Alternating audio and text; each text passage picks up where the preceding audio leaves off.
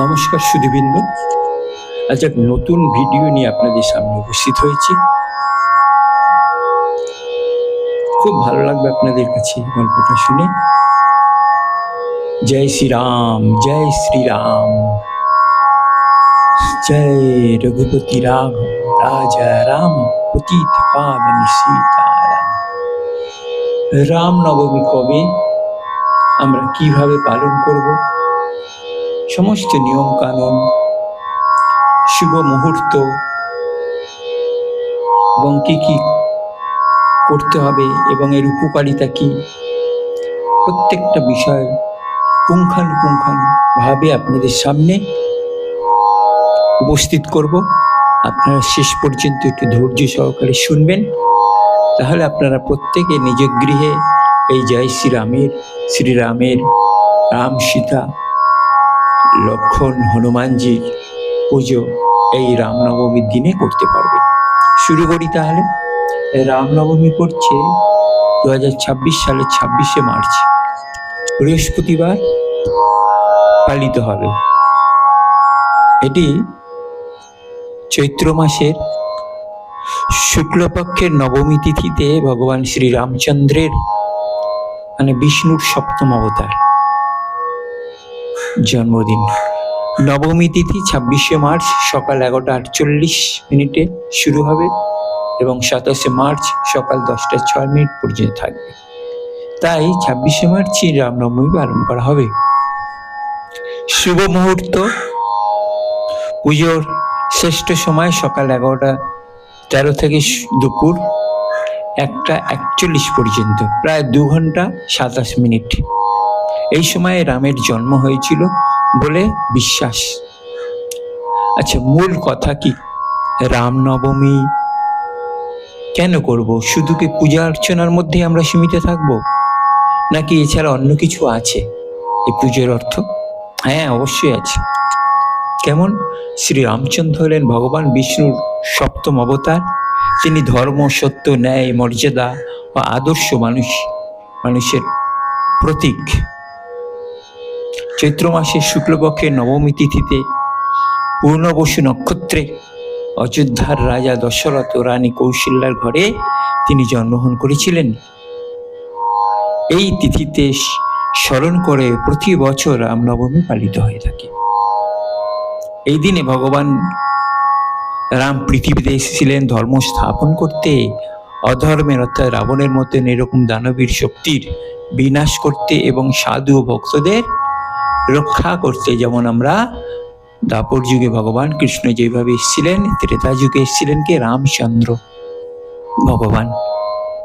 কেন এই পুজো পালন করব এবং কি লাভ? রামের জীবন থেকে আমরা শিখি কর্তব্যপরায়ণতা, সত্যবাদিতা, ধৈর্য, অটল ধৈর্য, ভাইয়ের প্রতি যে ভালোবাসা, স্ত্রীর প্রতি যে সম্মান, প্রজার প্রতি রাজার দায়িত্ব ইত্যাদি আমরা জানতে পারি তার জীবন থেকে। এই দিন উপবাস, সামর্থ্য মতে যার সামর্থ্য যেমন সে সম্পূর্ণ উপবাস করতে পারে, ফল দুধ খেয়ে উপবাস করতে পারে। রামায়ণ পাঠ, রাম সীতা, রাম লক্ষণ হনুমানের পূজা, ভজন কীর্তন, দান ধর্ম করলে পুণ্য লাভ হয়, পাপ ক্ষয় হয় এবং মন শান্তি পায়। অনেকে বিশ্বাস করেন এই ব্রত পালন করলে গোলক ধাম প্রাপ্তি হয়। জয় রাধে। বসন্ত নবরাত্রির শেষ দিন হিসেবে এবং এর তাৎপর্য অনেক। কেউ কেউ এই দিনে বিশ্ব মাতৃদিবস হিসেবেও অনেকে দেখেন। কিভাবে পালন করব? ওই দিন ঘর পরিষ্কার করব, বিশেষ করে যে জায়গাটা পুজো হয় সে জায়গায় গঙ্গা জল ছিটিয়ে শুদ্ধ করে নেব। তারপর বেদিতে শ্রীরাম, সীতা, লক্ষণ, হনুমানের ছবি বা মূর্তি রাখবো। শিশু রামের জন্য দোলনার ব্যবস্থা করব। ফুল, মালা, রঙিন আলপনা, তোরণ দিয়ে সাজাবো। আর যে সামনে গঙ্গা থাকলে গঙ্গায় স্নান করব এবং স্নান করে পরিষ্কার কাপড়, নতুন বস্ত্র পরিধান করে সূর্যদেবকে অর্ঘ্য দান করব, জল অর্ঘ্য দান করব। কেন? রাম হলো সূর্যবংশীয় রাজা।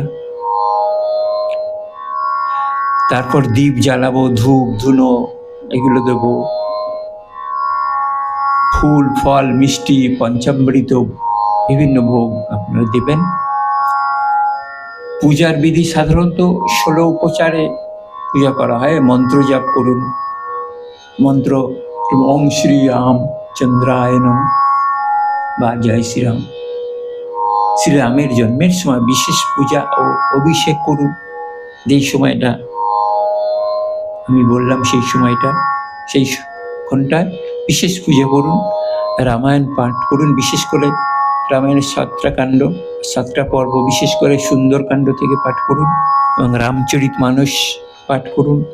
যারা হনুমান চল্লিশা পাঠ করুন, ভজন করুন, কীর্তন করুন, রামের স্তব করুন, স্তোত্র পাঠ করুন। রামের বিভিন্ন গান আছে, সেই গানগুলো করুন।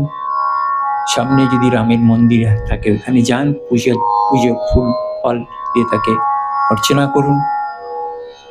শোভাযাত্রা বের করুন, ভোগ প্রসাদ পুজোর পরে বিতরণ করুন, দান ধ্যান করুন। অনেক যাদের সামর্থ্য হচ্ছে খাওয়ান,